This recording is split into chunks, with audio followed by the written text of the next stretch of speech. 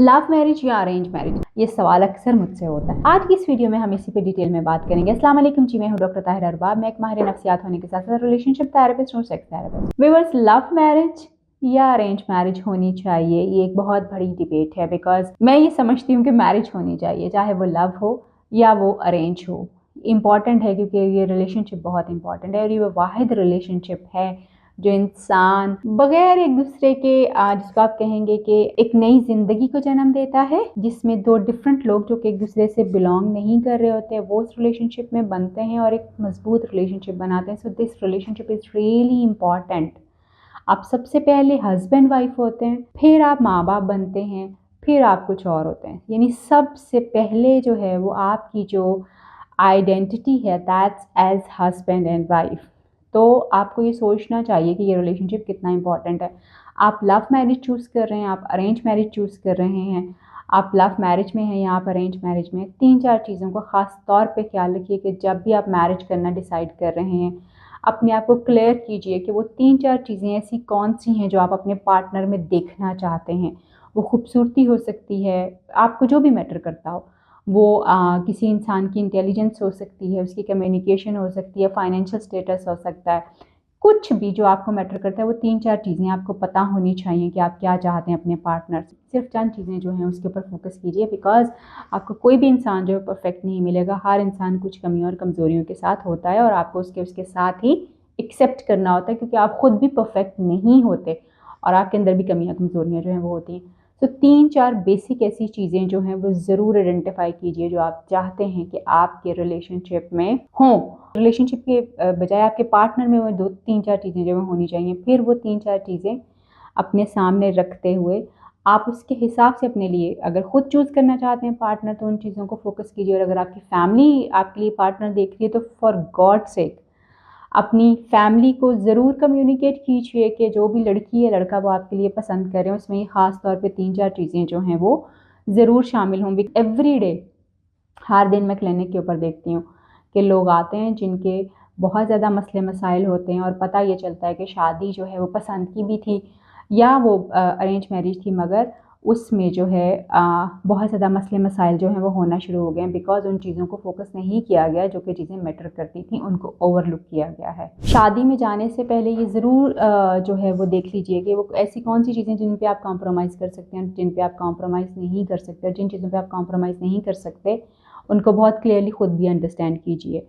And जिन पे आप compromise कर सकते हैं उसके लिए अपने आप को ओपन कीजिए। देन आप कोशिश ये करें कि अपने जो भी आपका पार्टनर है जिसको आप चूज़ कर रहे हैं, उसका और आपका फैमिली का जो कल्चर है, फैमिली कल्चर जो है वो बहुत ज़्यादा डिफरेंस जो है वो नहीं होना चाहिए उसमें। क्योंकि जब फैमिली कल्चर में बहुत ज़्यादा डिफरेंस होता है या फैमिली वैल्यूज़ में बहुत ज़्यादा डिफरेंस होता है, तो उसकी वजह से बहुत सारे प्रॉब्लम्स जो हैं वो होते हैं और बहुत सारी चीज़ें जो हैं वो ख़राब हो जाती हैं। रिलेशनशिप जो है टूटने के ऊपर चले जाते हैं। एक्सपेक्टेशंस जो हैं वो अपनी बहुत ही रियलिस्टिक रखें और जो एक्सपेक्टेशंस आप रख रहे हैं वो एक्सपेक्टेशंस अपनी कम्युनिकेट भी कीजिए कि आप इस रिलेशनशिप से क्या एक्सपेक्ट कर रहे हैं और आपको इस रिलेशनशिप से क्या चाहिए। मे बी आपको सिर्फ इमोशनल सपोर्ट चाहिए, मे बी आपको फाइनेंशियल सपोर्ट भी साथ में चाहिए, मे बी आपको एक ऐसा पार्टनर चाहिए जो आपको बेशक फाइनेंशियली सपोर्ट ना करे, इमोशनली सपोर्ट कर रहा हो और उसके साथ साथ जो वो हर टाइम आपको एक बैक सपोर्ट के तौर के ऊपर जो है वो आपके साथ चल रहा हो, और फिर वो रोमांटिक हो और लविंग हो। ये सारी चीज़ें आपको खुद से जो है वो पता होनी चाहिए। एंड देन इन एक्सपेक्टेशंस को जो है वो कम्युनिकेट ज़रूर कीजिए अपने पार्टनर के साथ कि जी आप क्या एक्सपेक्ट करते हैं अपने पार्टनर से, और क्या आप, और फिर उससे पूछ भी लीजिए कि वो क्या एक्सपेक्ट करता है, सो दैट आप अपने आप को एनालिसिस कर सकें और वो अपने आप को एनालिसिस कर सके कि क्या कहीं आप दोनों जो है वो मैच भी करते हैं या नहीं करते। तीसरी इम्पॉर्टेंट चीज़ जो आपको बहुत ज़्यादा ज़रूरी है जब आप शादी का फ़ैसला कर रहे हों, वो है लाइफ़स्टाइल। यानी आप किस तरह का लाइफ़स्टाइल जो है अपने पार्टनर के साथ गुजारना चाहते हैं और किस तरह का लाइफ़स्टाइल जो है वो आपके पार्टनर का है, उसमें कितनी डिस्क्रिपेंसी है ये समझना बहुत ज़रूरी है। अगर आप दोनों के लाइफ़स्टाइल्स में बहुत ज़्यादा फ़र्क है तो कॉम्प्लिकेशंस जो हैं वो बहुत ज़्यादा हो सकती हैं और प्रॉब्लम्स जो हैं वो हो सकते हैं। शुरू में सारी चीज़ें बड़ी रोज़ी नज़र आती हैं, मगर जब वो बिल्कुल सरफेस पे आना शुरू होती है, when you start dealing with them, तो फिर उन चीज़ों के बहुत ज़्यादा प्रॉब्लम्स जो हैं वो आपको फेस करना पड़ते हैं। बट जब भी आप रिलेशनशिप बनाने जा रहे हों, शादी का फ़ैसला करने जा रहे हों, make it in your mind very very clear कि what you are looking for, आप क्या तलाश कर रहे हैं, क्योंकि आप जो तलाश कर रहे हैं आपको वही मिलेगा और आप उसी पे ही एंड कर पाएंगे। सो एट द एंड जो है, जो भी इंसान आप जिसको चूज़ कर रहे हैं, ये बड़ा इंपॉर्टेंट है कि उसके पास एटलीस्ट वो बेसिक चीज़ें ज़रूर होनी चाहिए जो आप समझते हैं कि आपको अपने पार्टनर में चाहिए ही चाहिए। सो ये फ़ैसला बड़ा सोच समझ के कीजिए, बिकॉज़ ज़िंदगी में शादी का फ़ैसला जो है one of the most important decisions जो हैं वो होते हैं। और ये फ़ैसला इस तरह का फ़ैसला नहीं है कि आपने एक दफ़ा कर लिया तो अनडू हो जाएगा।